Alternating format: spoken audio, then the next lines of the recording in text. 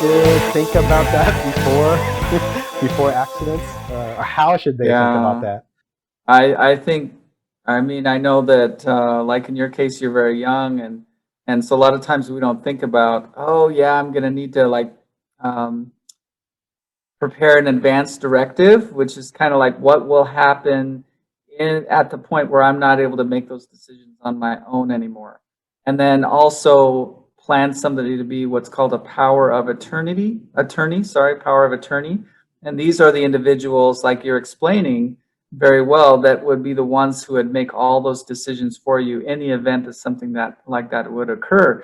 And I think it's a very good decision to do at any time, right now. The sooner the better.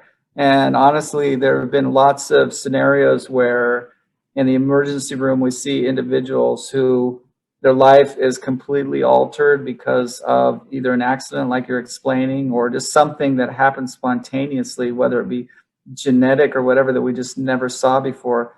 Like one guy that came into the emergency room and he was not that old, he was pretty young, and when I saw him, he was completely unconscious, unable to do anything at that point. And we found that he just had a spontaneous massive bleed in his head. And he was basically a vegetable from then on.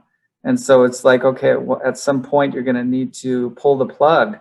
And we need to know when to do that beforehand, because if we can't get a hold of family, or family's not involved, or they don't want to make that decision, then that advanced directive is going to be very helpful to be sure they receive exactly what they want the patient, because we don't necessarily want to do what the family wants. We wanted to know what the patient would have wanted if they were able to speak to us and let us know. But if they're not able to, then we're just completely out of luck, and that makes it really tough, because sometimes you're giving a lot of care that they don't necessarily want. Maybe they don't want such aggressive of care. Or alternatively, you don't want any lazy doctors or providers in general just to kind of say, oh, well, it doesn't matter, and then not do anything when they really wanted aggressive care and they really valued their life. And so that's the other side of the coin that I think is important, especially if somebody's younger. They may have a lot of years of life still to live, and so you want to be able to give them the kind of care that's tailored to what they want. So yeah, the advanced directive as well as power of attorney becomes so important in those cases. And then sometimes we have to decide how much capacity they have at that point. So sometimes mental health advisors or helpful psychiatrists can be involved if they're kind of coherent, kind of lucid, but you're not certain about their capacity. So that would be then the psychiatrist's job to then intervene also to determine that with more clarity, more objectively. And then from there, we can really have an idea of what next to do for that patient that's going to be helpful for them, so that we can create the spectrum of care that's best for them.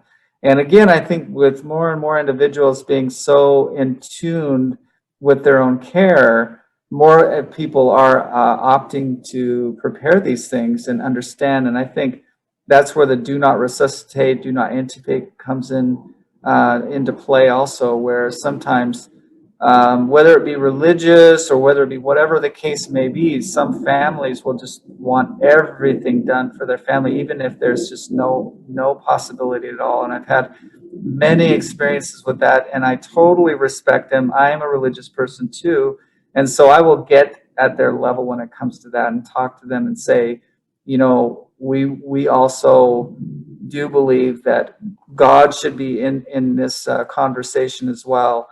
And as soon as you enter that into science, wow, that just opens up a completely different door for certain individuals that are more in tune with that.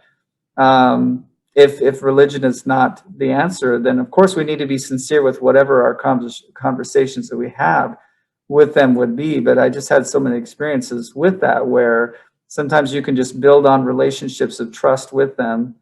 And then at that point, we can understand what exactly is it that the patient would want. And oftentimes the decision maker can have a conversation with the rest of the family, especially those who are closest to that individual. And then the real desire of that patient sometimes will come out.